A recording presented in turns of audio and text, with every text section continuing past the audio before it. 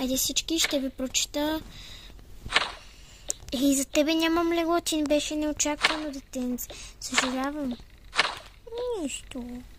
Къде ще спиш сега, защото не знам. Не знам и аз. Гадна работа. Знаете ли какво, просто не е имало това дете. И тук ще му махна копичката.